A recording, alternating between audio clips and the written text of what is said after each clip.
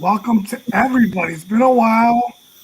This is Charlie and Company, and we're here with City Commissioner candidate for District 3, Roy De Los Santos, and I'm Charlie Atkinson. And it's been a while. We took some time off. We took about a month and a half off. It's like you can't go on every week. I know some people do that every week, Roy, but I just I got a family, and our producer has a family, and it was good to take some time off. But we had to do a show because it's the runoff election, and people are trying to pay attention to what's going on. The regular election ended up in a runoff with you and Jessica Fuente, right? That's correct. And who won that? Who got more? Who got more percentage though? On election day, I was at 44.5%, and she was just under 38%. Okay, so she's like the underdog coming. But you know how they do in elections, Roy. You know, elections one thing, but a runoff. I mean, you really got to work your butt off during a runoff because mostly all the people that vote are going to be people that are close to you, people that you've reached out to, people that are just going to remember to vote because the general election, that's it, man. You're going to lose half. Yep. Whatever people that voted for you or Jessica, both of you are going to lose about half. So y'all going to be struggling to see which of your base will show up to vote. Have you thought about that?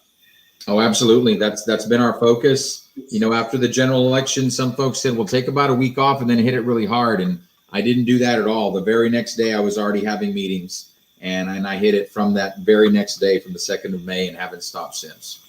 That's awesome. How's it looking? How do you feel? You know, based on some of the meetings you're having, some of the little parties or coffee, table talk. I feel positive. Every time I'm on a show like this, or every time I'm in front of a new group, more new people reach out to me that I did not know before, telling me that they like what they heard when they saw me, or they want to get to know me better, or they say I've definitely got their vote, and they ask what they can do to help the campaign out. So I'm very encouraged. That's awesome. A friend of mine that we have a mutual friend, Chris Valadez. Yes. I know he did a chicken plate fundraiser for you, right? Purdue. It was Purdue.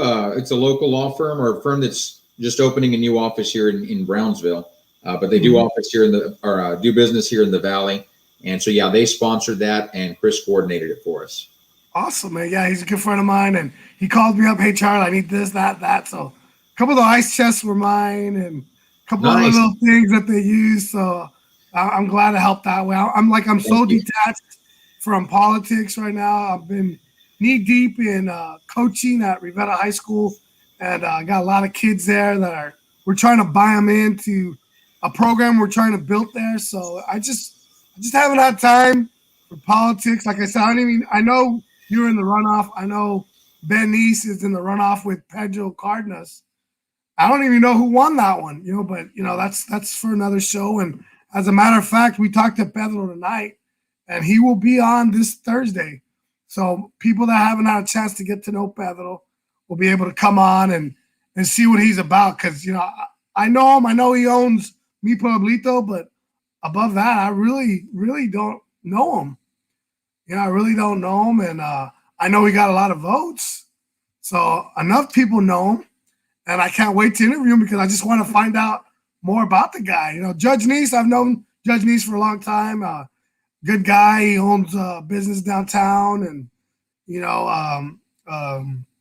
we've had our differences, but you know what? At the end of the day, I don't see anything wrong with him, and I don't see anything wrong with me. So we can sometimes agree to disagree and stuff like that. But I hope both those candidates do well, and I just think that if you talk to Judge Neese, I wouldn't mind having him on the show either. But I think we rubbed kind of hard ways a while back, and I don't know. He might be touchy-feely or whatever that. But other than that, let's go back to what I watched your show earlier. I think you spoke really well.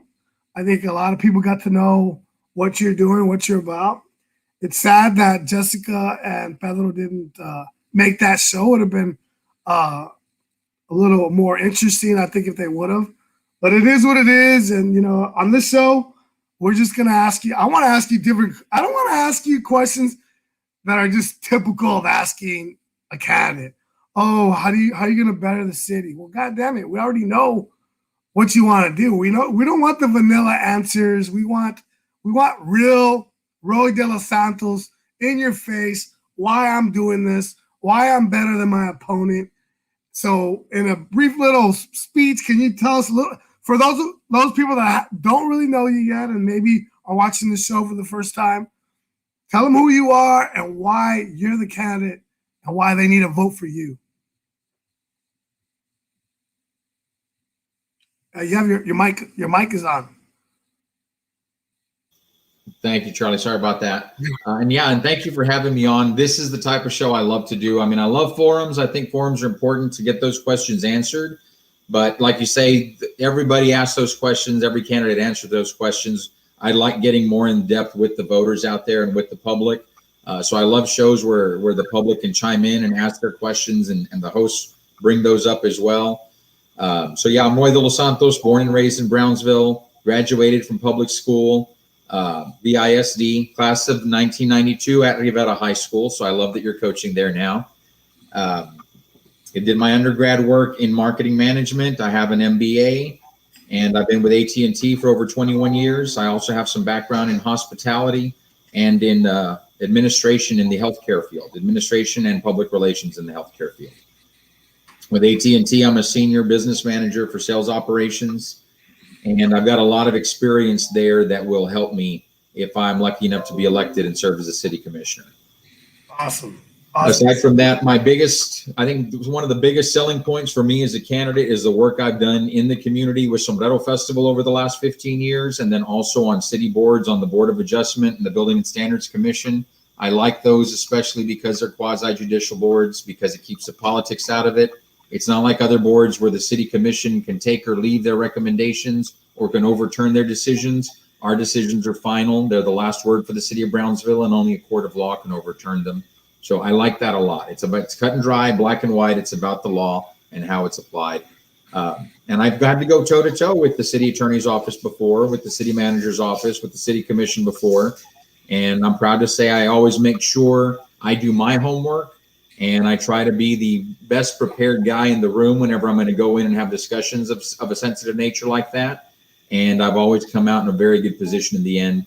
And so just the way I've been able to be successful on those boards and successful with Sombrero Festival, I want to bring that same type of ratio and success ratio to the city commission and working for the citizens.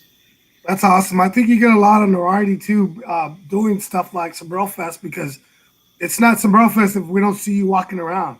We don't see you helping people. I mean, I always see you're helping people. You're a problem fixer. Yes. You know, you see a problem, you want to solve it. And, you know, that's something our city needs desperately right now. You know what I mean? I don't even know the culture of the board right now, who the main four are, who's the -3, who's out in the corner by themselves. I'm not paying attention to that anymore because it's just not important. I'm just want people to be good candidates and do what's right for our community. And I think you'd be a great candidate.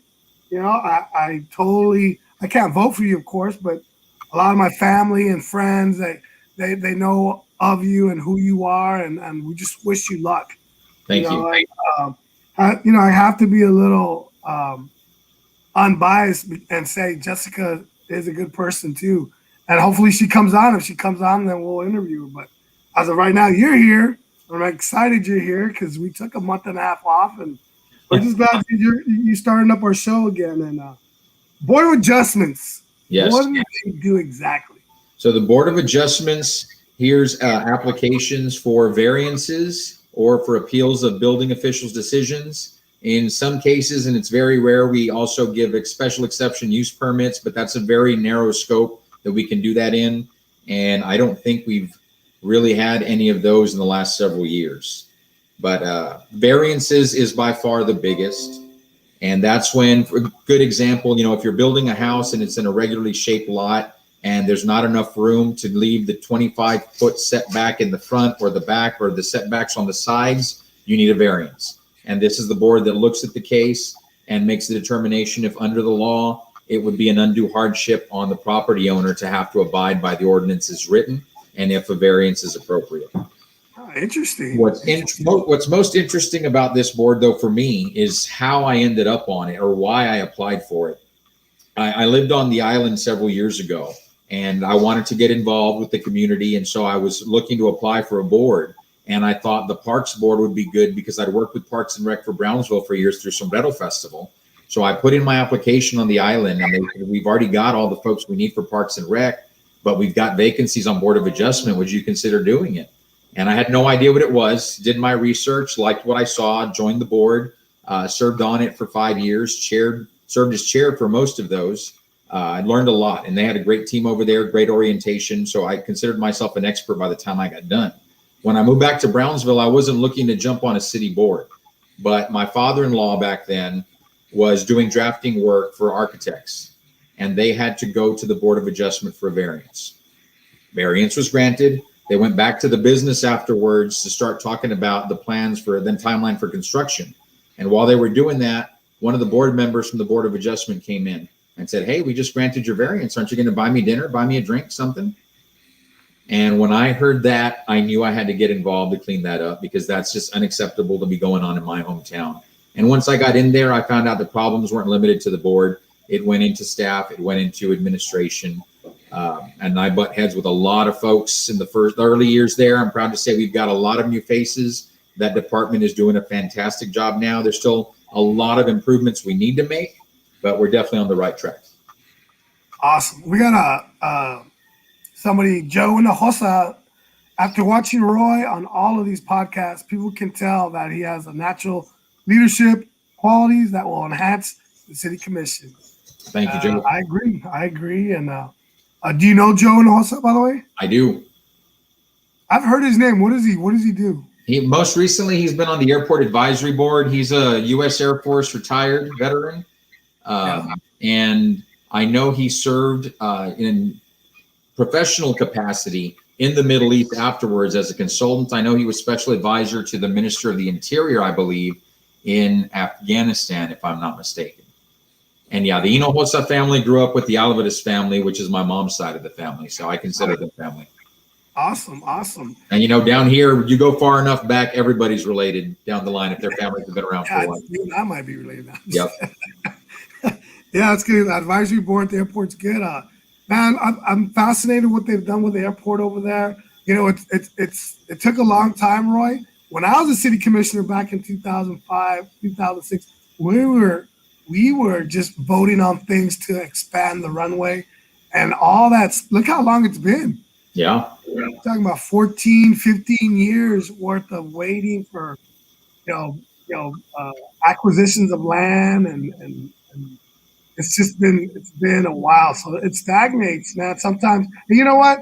I disagree with a lot of other bloggers. A lot of bloggers say, why can't Brownsville be like McAllen? I'm tired of that bullshit, man. I'm just so tired of people saying, why can't we? We don't want to be like McAllen. Amen. You know what I mean? Brownsville's growing at his own pace. And you as a city commissioner, if you are elected, I know for a fact you're going to be part of something great, because with all the money being put in by Musk, he's putting money in the school districts. He's investing millions of dollars to enhance technology in our schools, in science. I mean, this place is going to take off, and McAllen's going to wish SpaceX had landed over there instead of Brown. Yeah, of course you have your naysayers. Oh, you're going to steal Boca Chica Beach from us. I totally disagree with that. But people, there's always going to be haters. And if you read if you go on these other blogs, I just hate that they put down Brownsville, because at the end of the day, this is your home, this is my home, and we deserve to. We are people that should be advocating how good Brownsville is down here. What do people tell you when you talk to people and visit people? What are the main things they're asking you to do besides the roads, besides the streets and the potholes and picking up brush? I know the brush is a big issue. I talked to a friend of mine, told me that the brush has been a problem lately. What are people telling you, what do you want to fix quick once you get in? Fix quick. The two things that are the low-hanging fruit for me is the permitting process, because I think the easier we make it for businesses to get open and construction to go through, the better it is. It has a positive financial impact for the city, whether it's generating sales tax revenue, whether it's new wages going into the local economy, or whether it's taxes generated off the sale of homes and fees that come off of the new construction. And also the 546 help number, because it's real important to me. The citizens should not be beholden to their commissioner. The commissioner should be there to serve, but it shouldn't be that, well, you know, if I don't have his cell number and I can't get a hold of him, nothing's ever going to get done. No, I think any citizen, no matter who you are, should be able to pick up a phone, call 546 help and say, I've got a problem, here's what it is, and that it gets taken care of in a reasonable amount of time, that the tracking is there and that the communication with the citizen is there. Those are top priorities for me. My wife used to tell me, why are you giving out your number? I'm like, because people need to get a hold of me. Yep. If I'm gonna be held accountable, I want people to get a hold of me and make sure I know of things that need fixing.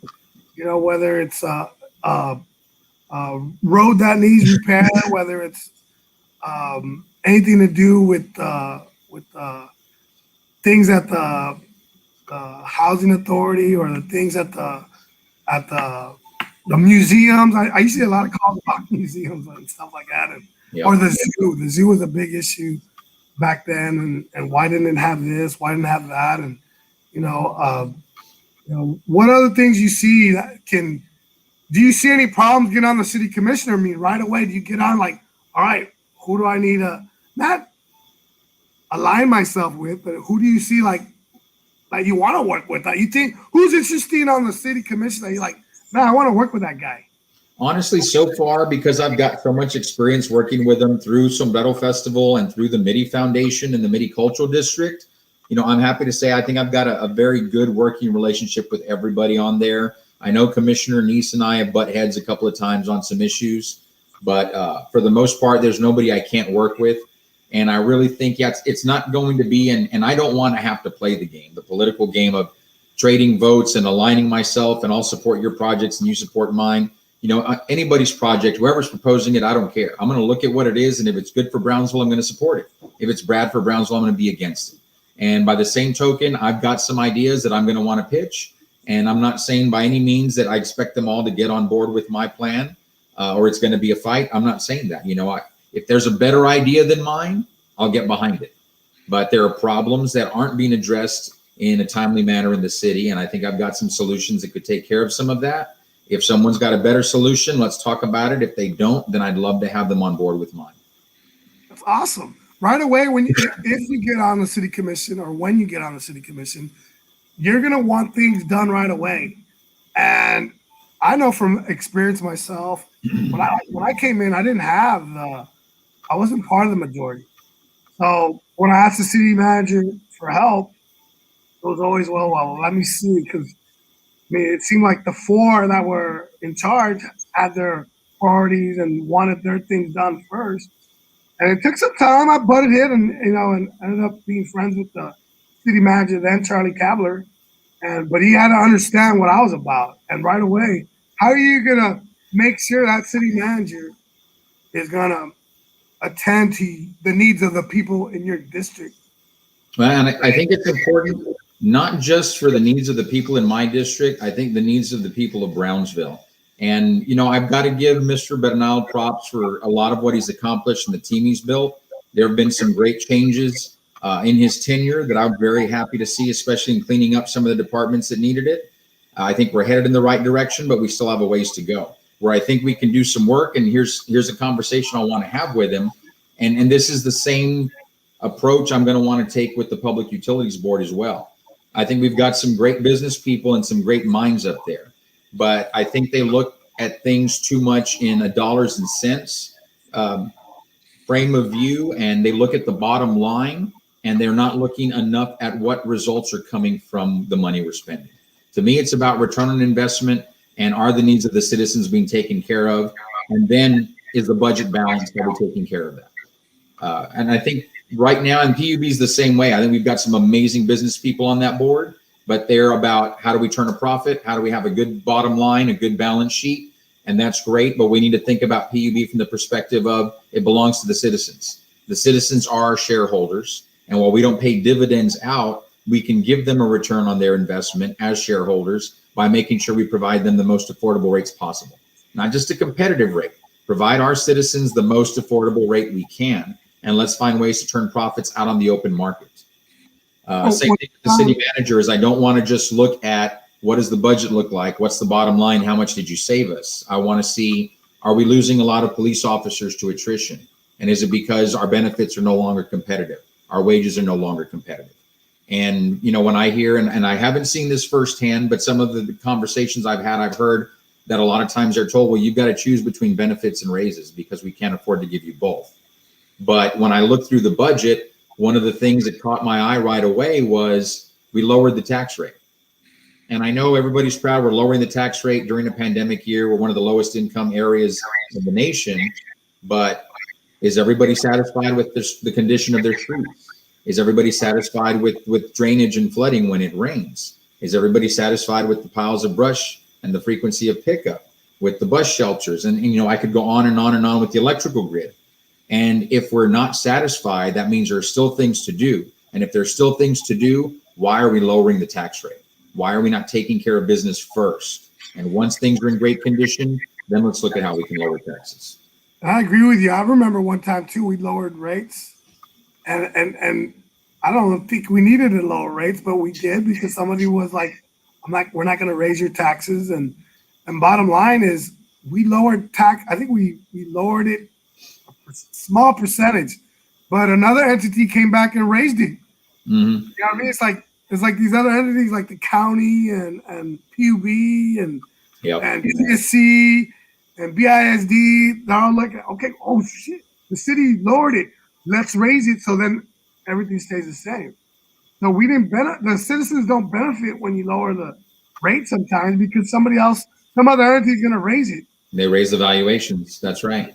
You know what I mean? I'll be the first one to tell you, and I know it's never a popular thing to say, but it's the truth. I'm not going to promise to lower anybody's taxes, but what I will promise is that if ever I vote to raise them, it's going to be for something worthwhile, not for any special interests, not for any pet projects, but because there's a serious need for the city that we need to address, and the citizens will see a return on investment for every dollar that goes into any new taxes. I hear you. You know, when I was there, I never promised to lower it, but I did promise never to raise it. Why? Because we have a sister entity, PUB, that makes millions and millions upon millions that the city really can't really get their hands on holding them accountable.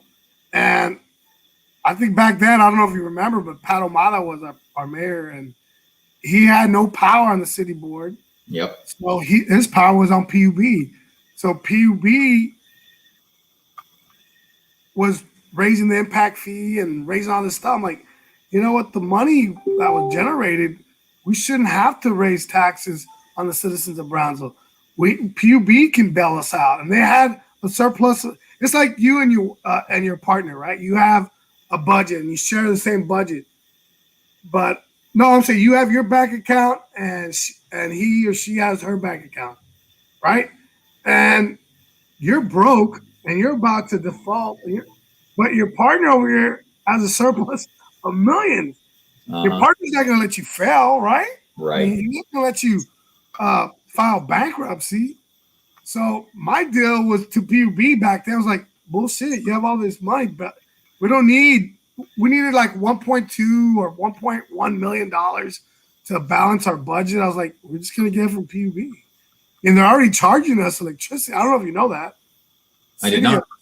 PUB charges the city. Interesting. You didn't know that? I didn't. I figured it was deducted before the fund transfer, and that's the way that comes out in the law. But it's still charged to the city, and then they deduct, and then they do the same thing with BISD, and BISD plays almost real low rates, if any, to PUB. But my deal was, even after they took off $3 or $4 million from the city, and then would give us what, I was like, wait a minute, why are you doing this? We're going broke, and you have all this surplus. Right.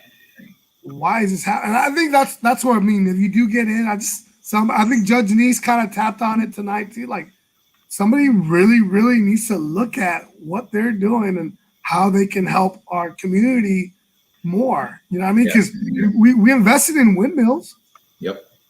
But all that windmill power was supposed to come back to Brownsville, and the ratepayer was supposed to benefit from the investment of that. Mm-hmm. But what did we do? They sold it. They sold that power to up north. So we never got the break that we were supposed to get. Right. In Alaska, we're supposed to benefit from the building of Tenaska, and look where that went. I just think it's this time. I mean, Elon Musk is coming to Brownsville a lot.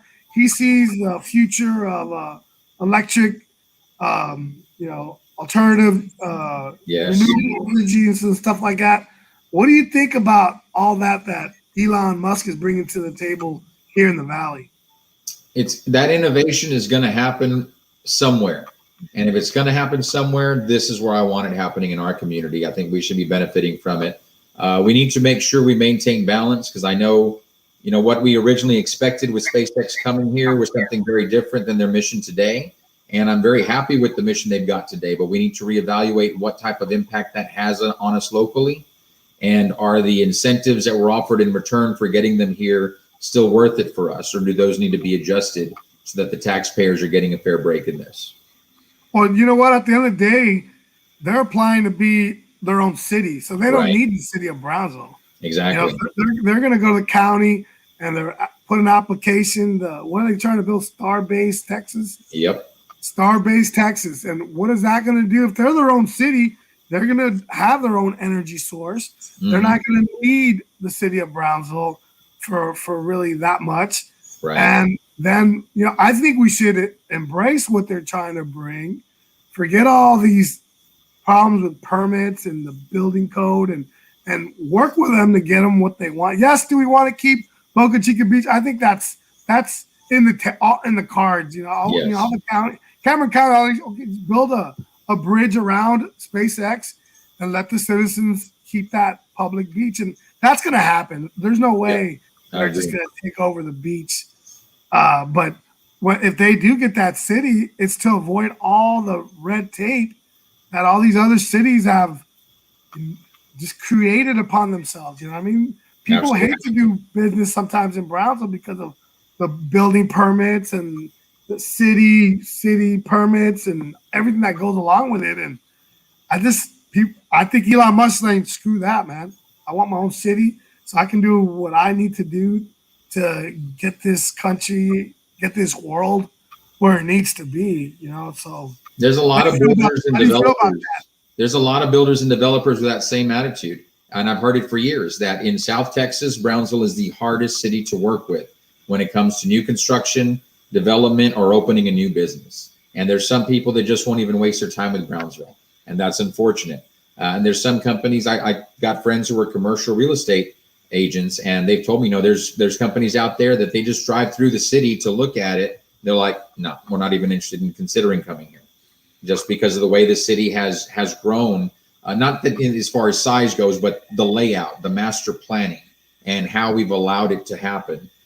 There's a lot of work that could have been done years and years ago that didn't get done, and it's to our detriment. So we've got to make sure we're doing things the right way moving forward. But I agree with you. I think, for Elon Musk, like, why am I going to get into something where it's onerous codes and ordinances and processes? Let's do it ourselves. And so that should be the competition for Brownsville, that, hey, we need to step it up, because if somebody's coming to South Texas, we don't want them building in Starbase. We want them building in Brownsville. And the way to make sure that happens is to be the premier city to do business in, whether it's new business, development, construction, whatever. We need to be the place to be. Exactly. And McAllen advertises the Port of Brownsville has one of the key factors in bringing business into McAllen. They use the Port of Brownsville. They use South Padre Island. It's like, man, they're trying to tap into what we have right next to us. You know what I mean? That's the kind of thinking that we need in Brownsville. And I've run into that wall here in some of the other projects I've worked on, where I've talked about, let's try and bring some businesses down, and they might be looking for X, Y, or Z that we have in Brownsville, but they might also be looking for a beach. which is outside of our city limits. They might be looking for a lighthouse, which is in Port Isabel. They might be looking for a resort setting, which is on South Padre. So we need to talk about those places. And some people say, no, you need to focus just on what's inside the city limit. We don't talk about what's outside. Like, that's not how we grow. That's not how we excel. We've got to think regionally. And yeah, we still want the lion's share for Brownsville. But if we could partner with our neighbors around us and work together and highlight on their points as well, like you say, McAllen's doing it. They're capitalizing on the fact that the Port of Brownsville's here, and it wouldn't surprise me if they're going to advertise SpaceX. Stay in our hotels, take an hour shuttle to watch the launch, and go back to McAllen. They will. You know, we need to get ahead of that, and we're already behind the 8 ball. In 15 years, Roy, you're going to see a different Brownsville. As you've said, real estate's it's a seller's market right now. Yes. People are buying land. People are moving in. They see the future of what Elon Musk is doing, and it's just going to be in 15 years, Roy. Brownsville's going to be at another level, man. Absolutely. We might have a yearly average income of 40,000. I think it's, or is it up to 40,000 now? I don't know. Maybe it's like 30 something right now, but in about 15 to 20 years, the average income in Brownsville is going to be close to $100,000. I hope so. I see it. It's going to happen, man. I hope so. It's going to happen, and it'll be a good thing if you're there 15 years, right? And I can't anymore now with term limits. Well, I take it back. With term limits, I could be a commissioner for 8 years, and I'd have to run for mayor.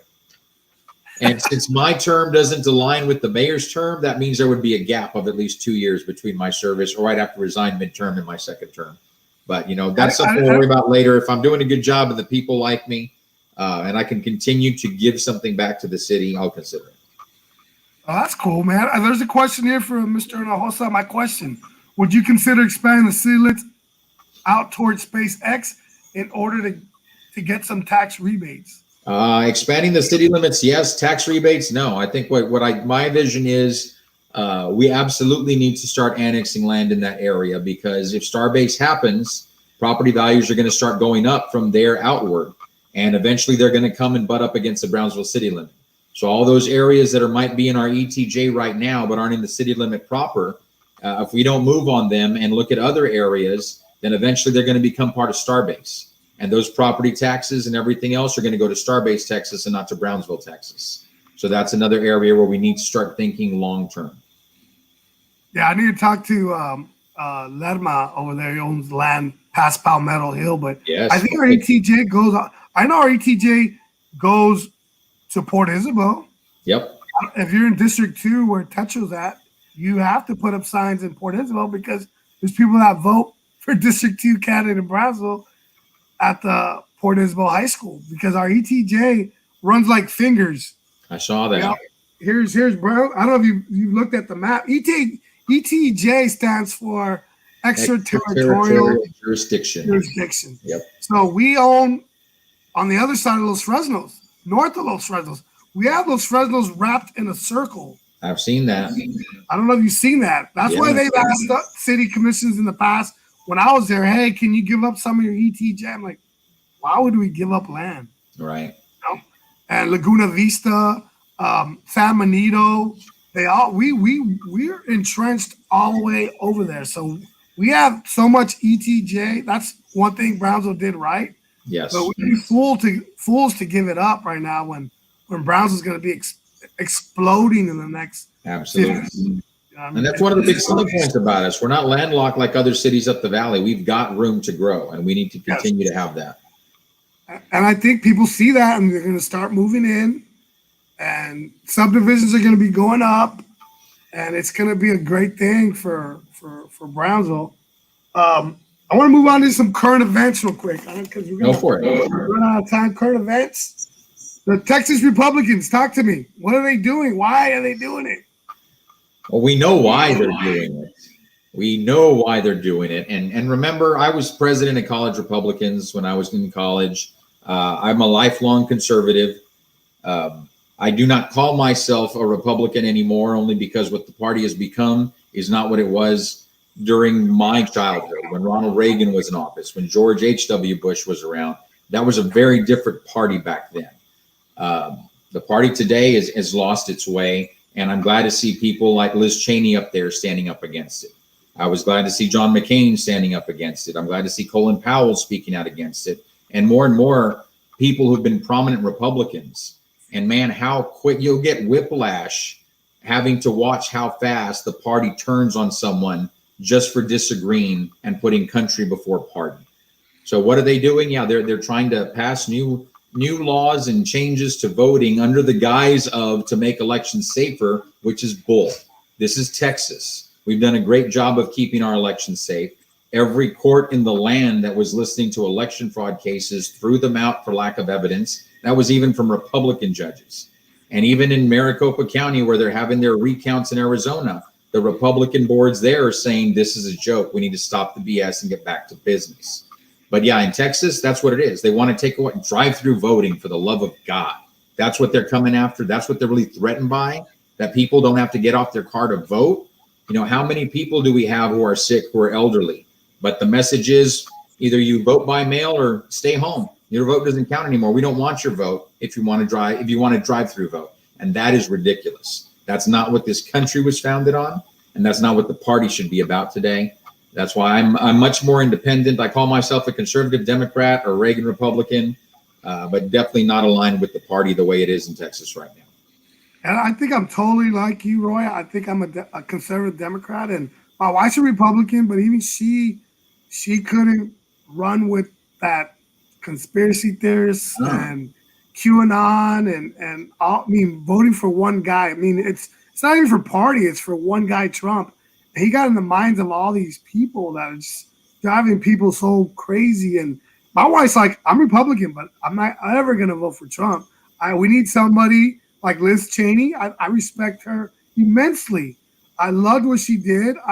There's other Republicans that want to fight for the conservatism that they've always wanted in their lives, and they just can't go with the Marjorie Greens of this Exactly. world. It's like destroying everything we're about, and I fear for the Republicans. Like I said, I'm getting older and I'm heading toward that way, but there's just no way that I can put one guy over party. Exactly. One guy over our country. You know, here's another idiot. General Flynn. I don't know if you've kept up with what he's doing. He came out and did a speech a couple of days ago. And you know General Flynn, right? He was the one that got arrested for lying, and he's saying that he spoke at a QAnon convention and talking about our Second Amendment. We need to use our Second Amendment to go up in arms against our government. And this is a general who used to be up there in our military and is speaking to wanting an uproar. What do you think of that? It's ridiculous. It's unpatriotic. And I know, I saw the comment on the screen saying Liz Cheney and John McCain don't represent conservative values. Anybody who says that has no clue what true conservative values are. I'm very sorry, but you don't. But yeah, just because somebody does not get on the bandwagon does not mean they're bad conservatives, does not mean they're bad Americans. And that's the most important thing, is before you're a conservative, before you're a liberal, before you're a Republican, before you're a Democrat, you're supposed to be an American.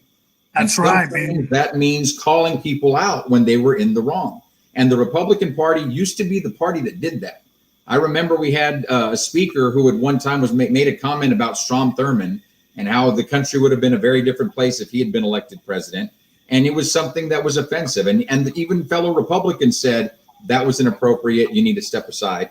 And back then, people would step aside for the benefit of the party and the benefit of the country because they didn't want to be a distraction. Now you're expected to rally to them. And yet anyone who says, well, QAnon is not part of the conservative values, you show me which Democrats QAnon people are voting for. They're not. QAnon is out there voting for Republicans, so you may not want to claim them, but as long as they're on your bandwagon and in your camp, you're going to have a hard time shaking them loose. But if you get back to being about country first and not party, then we can talk about real conservative values and real American values. Yes, sir. You are totally right about that, man. And like I said, I think I'm on my way to being Republican, but not where it's going right now. You know, it's like Here's a message from Angel Rodriguez. Port Isabel SPI area should be annexed by the city of Brownsville before Starbase annexes them. What do you think about that? Any unclaimed areas out there that might be within our ETJ? Absolutely. I'm sure as SPI proper, nobody's going to get to annex that. In fact, I remember a few years ago where I think it was the village of Laguna Vista tried to annex land on South Padre Island at the north end past the city limit. And that turned into a fight. I think the legislature had to get involved a little bit. So I think those areas that are incorporated already are pretty safe. I don't know that they'd rule out merging with Elon Musk if he made them an offer they couldn't refuse. But I don't think we'd have an option to annex them at all if they're already an incorporated area. Yeah. All right, are you a Lakers fan? If it's sports, it's definitely the Texas teams first. I do like the Lakers as long as they're not playing against the Mavs or the Spurs. Who do you like in the playoffs? I could not tell you. I don't follow sports much. Most of the sports that I follow is beach volleyball and tennis. And I don't even follow that religiously. Are you Jordan or are you Kobe? Probably Jordan. Hell, you would have said Kobe, dude. I would have found some way to move in your district and vote for you. Cowboys or Texans? Cowboys. Yes. Spurs or Mavs? Spurs. Rangers or Astros? Rangers. Okay, last current event. With all the mass shootings that have occurred in the last month and a half, I think they ranged to about a total of 92 mass shootings in the last month and a half. Where is our country going, Roy?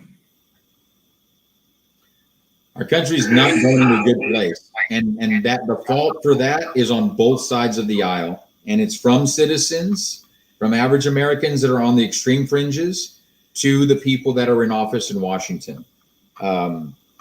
When we have something like that, right away we have people on the left who want brand new regulations on guns. And we've got people on the right who are going to fight any new regulation on guns. Nobody is talking about what is common sense when it comes to gun control. And that's the biggest problem. I am very pro Second Amendment, but I do not stand with the NRA. I used to be an NRA member, but I got away from it because, and I remember Antonin Scalia said it himself, the right to bear arms is not absolute. That doesn't mean you can own any arm in the world at any time for any reason. You have a right to bear arms, but that doesn't mean everybody's entitled to their own nuclear missile. And we've got to understand that, and we've got to start thinking common sense. I am not for taking guns away from law-abiding citizens, but I'm absolutely for laws which will keep them out of the hands of people who have a propensity to go on mass shooting sprees, who have a history of domestic violence, who have mental illness, whatever it might be. If there's a justifiable cause for saying we need to check this person better, then we do it. That's just common sense, and it's public safety.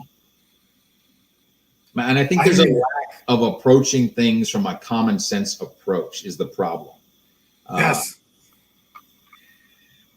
Calling out Democrats. I think I called out Democrats also. I said there's people on both sides of the aisle.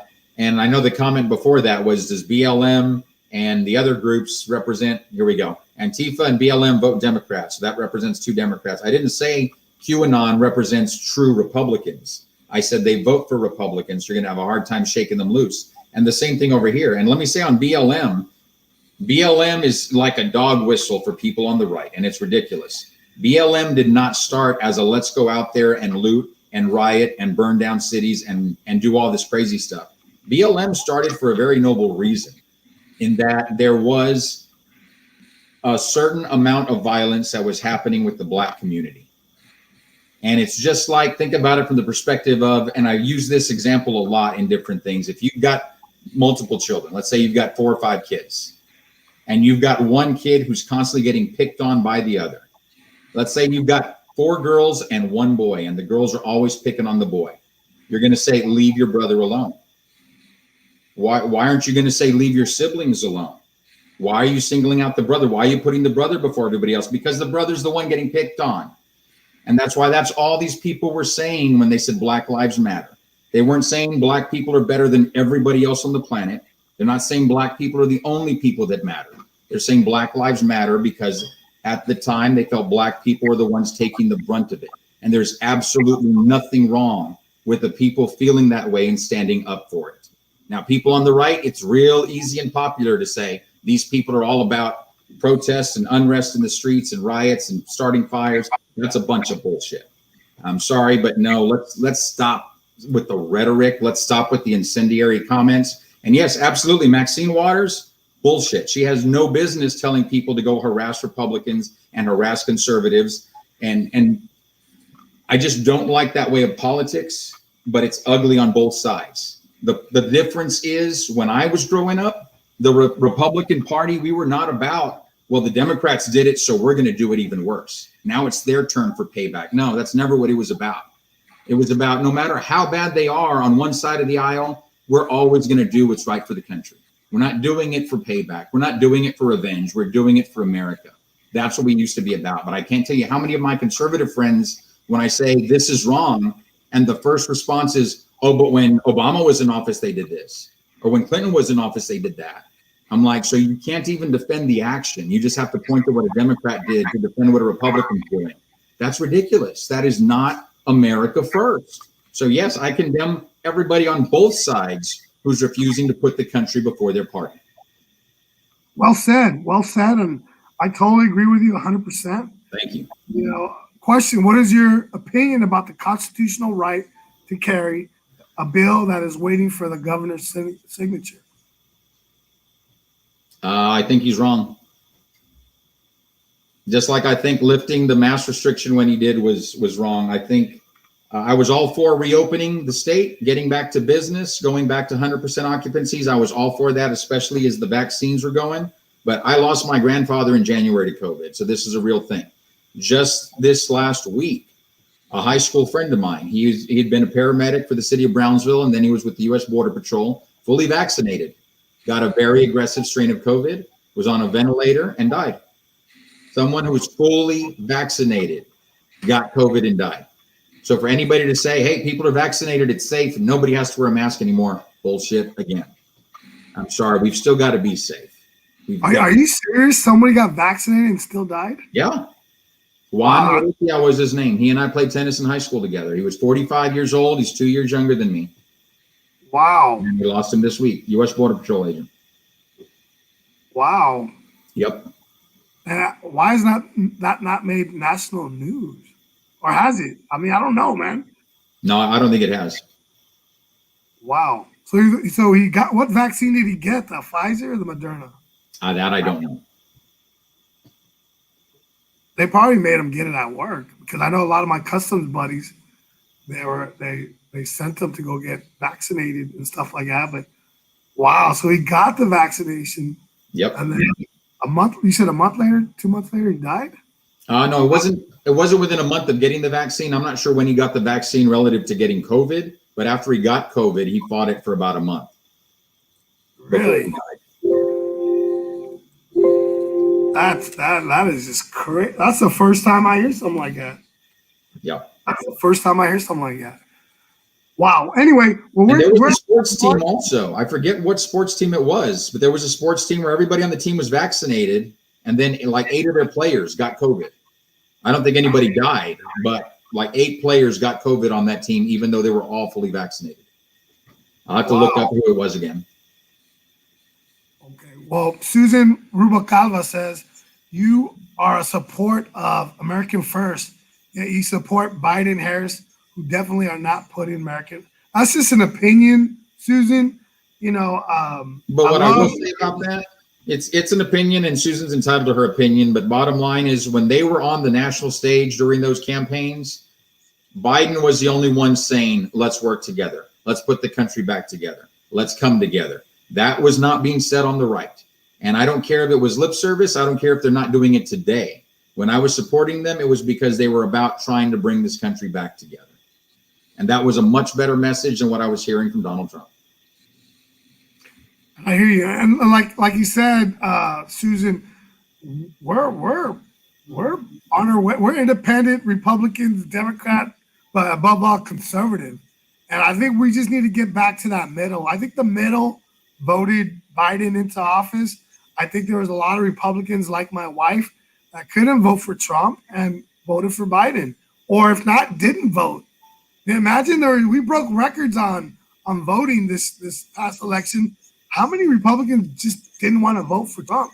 I think there's millions of them that just couldn't see themselves going to the polls to vote Republican because he was there. You know what I mean? And Charlie, before Donald Trump, I had voted for every Republican who ran for president from the time I was 18 until then. And I'm not going to say Clinton was bad, Obama was bad. They did some great things. I love what Clinton did, working with Gingrich and the Republican Congress to get things done. Just like when Reagan, when he had to work with Tip O'Neill and the Democratic Congress to get things done. The parties working together, great things can happen. What was I starting off with that? I lost my train of thought.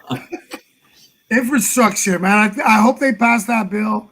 I know Biden wants it passed. I know he wants bipartisan help with that, but it just seems like the Republicans are stuck in one way and they're not going to budge, and they're going to make the Democrats go in it on their own to get that money to revitalize the United States. And people don't see how much need we have. That same problem is on both sides. Like one of the biggest mistakes, or one of the first mistakes I felt Biden made, was canceling the pipeline, the Keystone pipeline.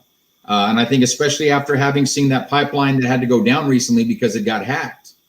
You know, when we're dependent on one pipeline there, that tells us we can be at the mercy of somebody in the entire East Coast who had a shortage on gasoline. You know, more pipelines we have, the better we can supply the outskirts of our country. So I think there was some good things that Trump did there as far as the oil and gas industry went, and some missteps by the Biden administration in that respect. But by the same token, there's nobody that can dispute the fact that we need infrastructure. And I do fault the Republicans for years were cutting taxes. That worked great when Reagan was in office because the tax rates were outrageous. And the way the money was reinvested in the economy had a fantastic effect. That's not the case necessarily today. And if our infrastructure is crumbling, we shouldn't be cutting taxes. Because the private companies aren't going to come and start building bridges. That's not what they're going to do. That's the role of government. So that's a problem. And I know the economy looked great those last 4 years with Donald Trump, and I don't knock that one bit. I love that he moved that embassy to Israel. That was a very good move, and I support him and I applaud him for that. But when it comes to the economy, it's great that the stock market is up. It's great that the rich are getting richer. But I can tell you from a corporate America perspective, I see companies that continue to pay dividends to their shareholders, and some continue to raise dividends to their shareholders, patting themselves on the back. The economy's good. We're doing great. But the managers' benefits are getting cut. Frontline employees' benefits are getting cut. Pensions are going away. Bonuses down from 13% to 10.5%. Stock options, they're like a unicorn out there that nobody ever sees anymore. So let's not say that things were so hunky-dory that everybody's benefiting, because if that were the case, everybody all the way up and down the food chain would have done better. And that's not really what's happening out there. So we've got to look at both sides of that coin. And the Democrats just want to call out the bad side. The Republicans just want to call out the good side. And nobody's just using common sense to say we've still got room to improve. Wow. Okay, let's go back to city politics, like my friend Joe and also say. Yes. We're gonna wrap it up real quick. Like remember, I've got a 3-hour minimum on podcasts, Charlie. I got post-COVID. I know during the pandemic it was hard to run an election. The BISD board elections was kind of rough because people couldn't go outside and block walk. People couldn't have functions. And now with I think Abbott's coming out June 4th, no more mask anywhere. Or that already passed? I know with BISD, I think he said June 4th, school districts can no longer require masks, but nobody's wearing masks anymore. Do you feel comfortable going door to door in these last What? How many days you have till election? It's not about 18, 10, 18 18 days. days. You have 18 days. What's your game plan to reach the doors of these people to get the vote out for Roy De Los Santos? Because nobody's wearing masks no more, and it's time to get back to business. And you need to win your election. What steps are you going to do to try to get in front of people's faces? Now, I still wear a mask proudly anytime I go out in public, and I encourage other people to do the same. And I think, yes, when you're outdoors, if you're vaccinated, it's a little bit easier to go without. But like I said, no vaccine is 100% effective against it. They've got high percentages, but you are still at risk of catching it, and you're still at risk of spreading it.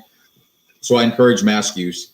But yes, getting out in front of as many people as possible, whether it's at social functions, out in public and local businesses. I'll be hosting a meet and greet this Thursday at the Broken Sprocket. But yeah, just talking to as many people as possible. Text messaging. We've done mass text messaging to folks. People are responding and engaging via text messages, and I like being able to communicate with them that way. I've got my cell number and my email address on my website so that any citizen can get a hold of me with any question they have. And I've already started fielding calls from citizens with concerns about things going on in the city. So I'm going to keep doing that. I've got more literature coming in. We will be out in front of the library various times through early voting. There will definitely be another day that we're out there. I don't know if it'll be chicken plates or it'll be something else we're serving, but we absolutely will provide a meal at least one day of early voting, if not multiple, because we want it to be convenient for people to come on their lunch hour and not have to worry about, do I have time to go wait for my order and to go wait in line to vote or to go vote, whatever it is. You know what? Come quick, easy, pick up and go. It's not about trying to buy people's votes. And several candidates have done this in several of the races, and there's absolutely nothing wrong with it. It's a good thing that we do that for the public. That's totally awesome. Bottom line, do you have your team leaders? How many team leaders do you have? I always ask this question of different candidates because it gets me. Does this person have a big group of people that are kicking ass for him or her? Do they have 200 people on their cell phones ready to go during early voting? I mean, team leaders are very important when you're running a campaign. How many do you have, and are they go-getters? At the top, and definitely the big go-getters, I would say I've got about 20 to 25 that are hardcore, that are with me there as much as possible, that are making calls, that are on social media, that are talking to people face-to-face, that are going around in their neighborhoods and talking to neighbors. And that's exactly what we need. That's what it's going to take. The majority of your voters in District 3 will go to what precinct to go vote? Burns is elementary. And the public library, I think, is usually the second. But yeah, Burns is by far the biggest. So you got to hit all those areas by La Entrada, right there by Morrison Road. Now, luckily, there's only 5 locations. For my district, there's only 5 locations, so it's not too difficult to cover. Awesome, man. And yeah, you got Ridgeline Terrace, all that area. I'm trying to think of your district. It goes all the way to the Expressway to Burns. Is it on the other side of Paredes? No. Well, it's from Paredes to Central Boulevard between Boca Chica and Ruben Torres. And then once you hit VICC area, then it goes over to the Sunrise Mall side of the Expressway and sticks to that side all the way through Alton Glore. Everything on the Walmart side is District 4. Everything on the Valley Regional side is District 3. And then it creeps over just a little bit in the Olmito area. And so I do love that the Flying Pig is in my district because the Bornias family are good friends.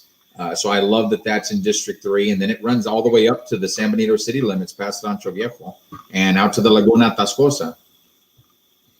Wow. Yeah, geographically, District 3 is the largest. It's the 800-pound gorilla out there.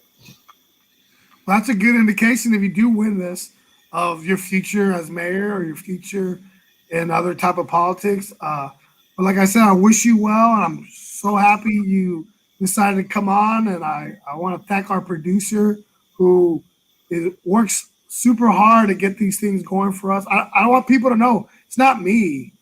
You know, I get a call, hey, I want to do this. Can you do it? Can you be my host? And I say yes because I want people from Brownsville to be out there. We have a lot of intelligent people in Brownsville. even though you go to other blogs and they're like, oh, we don't have nobody good. Like, bullshit. We have a lot of great people in Brownsville. And I'm glad more candidates like you are running, because we need candidates like you, like others that are running right now, to step up and take this city over, man. Any last words for your voters or for the people out there? Anything you hear out there that sounds like somebody's trying to discourage you and turn you off from a candidate, whoever they are, fact check it, because there are a lot of lies being told out there. I like running my campaign on the issues and focusing on what I want to do for the city. I don't need to sling mud at anybody else in any other races, but there's a lot of mud being slung out there by people who want to steer voters in one direction or another. So all I can say is anything you see out there that looks negative, fact check it, because chances are it's a lie. And that's true. Last question here. Also, some lower income residents are fearing increases to their taxes based on reevaluation of their property. Would you support a city tax freeze for those lower income homes? I can't judge that just based on tax rates are going to go up. This has to be anything related to taxes. First and foremost has to be about the needs of the city. Now, if we see that the values are getting up there and that would result in such high tax revenues that there's more money than we need, then absolutely we need to adjust.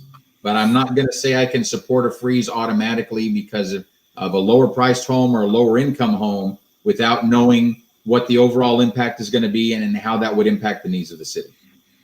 Got to be the big picture. Excellent. Any more questions, producer? I think it was one right before this one. Also from Joey Hinojosa. Some people have seen a positive with SpaceX. According to some real estate agents, home prices in Brownsville are also rocketing. Some local residents are saying they will not be able to afford those homes with rocketing prices. How would you address those individual concerns? This is the United States of America, and it's a capitalist society, capitalist market. It's a free market. You know, the first way to address that with someone who's worried about that, I would have to say, if you're a homeowner, and I know Mr. Hinojosa is, do you want me to pass some type of law that caps how much you can sell your house for? So even though somebody might be willing to pay you $500,000, I say you can only sell it for $200,000. You know, that's the unfortunate reality is, if prices start going up, it's going to put it out of the range and out of the reach of some people. But the alternative would be telling a property owner what they can and can't sell their property for. And now you're talking about individual rights and freedoms. And I am a huge proponent of equal protection under the law and, you know, let individuals' rights. And if somebody can find someone willing to pay them well over market value for their property, more power to them. That's what America's all about. That's great. That's true. Yeah, I mean, it is what it is, right? It is. And, you know, then we'll have to look at creating affordable housing for those folks that can't afford that. And that might mean you have to move to a new area or a different part of town, whatever it might be. But that is the nature of the beast. And that just means as those prices go up, that's more tax revenue for the city of Brownsville. And there's more things we can do to take care of the basic needs of the city. There's a price to pay when you get industry into your city. Yes. You know, we've been crying for businesses and corporations to move in here, and they're gonna start doing that.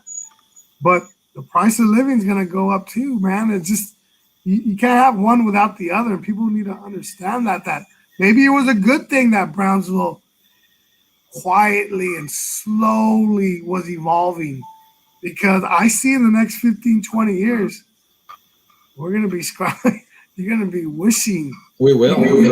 Land. Think about downtown as a perfect example. I know there's gentrification gets thrown around a lot nowadays, the term gentrification, and people are worried about it. And I know SpaceX is a big factor for people when they talk about it. But the bottom line is, look at what downtown was a few years ago, with ropa usadas and most storefronts shut down completely. It had nowhere to go but up, unless we wanted to turn all of downtown into just one big flea market. And I don't think we want that. So as these new business owners come out and invest, even if SpaceX were not here, raising the level of what is in downtown, that's gentrification. That's just what it is. And that's a good thing. A I understand the fear that some people have, but turning downtown back to the glory it was back in the 80s before the first special devaluations hit it hard, that technically would be gentrification compared to what we were 10 and 15 years ago. And that is not a bad thing. That's getting Brownsville back on track. And that's getting downtown to the point where businesses are going to come on their own and want to invest. And we don't have to worry about providing tax incentives to business owners downtown. We have to worry about collecting all those tax revenues that they're generating. I hear you. What ideas or policies would you implement to reduce the amount of individuals living in homeless camps around Brownsville? How would you help them recover? That is a great question, Cindy. And I know I've looked at some of these. I haven't toured them boots on the ground looking at them, but I have driven by them. The first thing I'll say is the ones that I've seen as far as some of these camps, and I think these are the ones you're referring to, is they're on private property.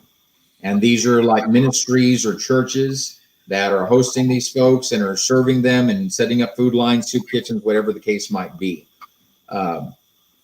As far as the homeless population goes, especially when we see what happens in big cities like Austin, where under overpasses, you've just got these tent cities on public property and very unsanitary health conditions, that's a concern. We cannot let Brownsville get to that point. One of the best solutions that I've seen, and as part of my service on the board of the Mitty Foundation, some of the programs we've given to in the Austin area includes Community First Village. And this is a village that was created as part of the Mobile Loaves and Fishes program. It's just outside the city limit, not because they're trying to get the homeless people out of the city.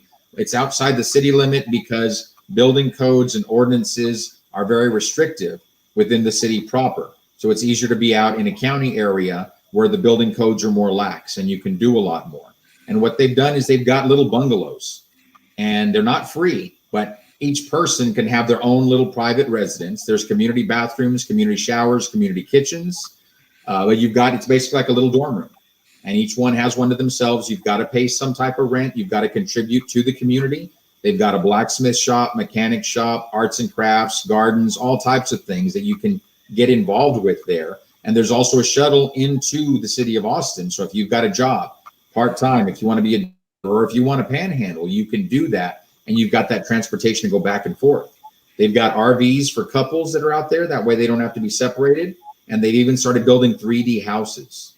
And that's for people that were homeless and helping them get back on their feet and teaching them skills and training them. That is a dignified way to help the homeless community get back into the mainstream. And that's something that I've talked extensively with the Mitty family about. They were the ones that asked me to go take a look at it. And that's something they'd like to see come to Brownsville. I've had just very preliminary conversations with some of the folks at the Good Neighbor Settlement Home on something like that. And we want to get into those talks deeper, especially as homelessness becomes a bigger problem in Brownsville. Because we don't want to see a bunch of tent camps going up all over our city.